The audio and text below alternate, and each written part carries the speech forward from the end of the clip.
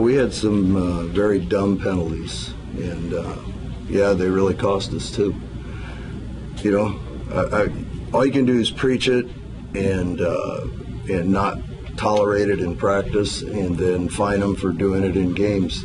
Sooner or later, I mean, the player's got to be accountable for his actions, and you know, I don't know what else I can do. I mean, that's all you can do that I know of.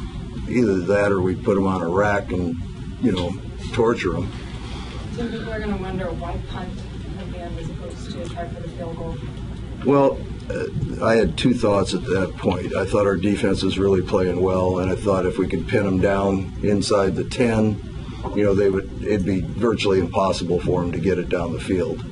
Obviously, we didn't get the ball punted out of bounds, so that killed us right off the bat, and so now they're starting on the 35. We still had a chance defensively to do well, but we gave up a really long pass on the second play of that series, which we talked about. We can't give them those kind of passes. We had a guy screw up and do too much, not do his job, and let him have that long pass. And then we let the quarterback scramble out at the end, and that was a thing that hurt us all day. So, again, it was something we emphasized all week long, was not letting the quarterback get out of the pocket. And he did several times today. Tim, you were pretty conservative on that whole last possession. Is that a function of being, 2-8 coming into 2-7 coming into the game and just desperately wanting to get a win? No, I mean, I'm going to say, I'll be honest with you. In retrospect, I should have kicked the field goal. I mean, it was 42 yards with the wind. I should have just kicked it, and I played it too conservative.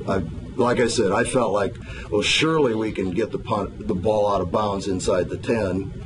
And since we didn't even get it within 20 yards of the sideline, I'm really pretty pissed about that. And then, the way our defense was playing, I thought we'd hold in there.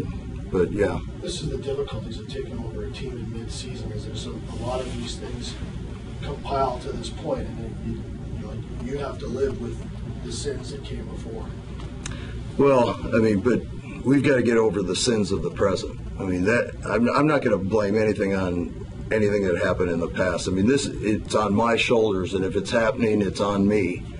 And, we just cannot have this anymore. And maybe we got to sit some guys who don't have the brains enough to handle these situations. What do you mean when you say the brains? Well, I mean,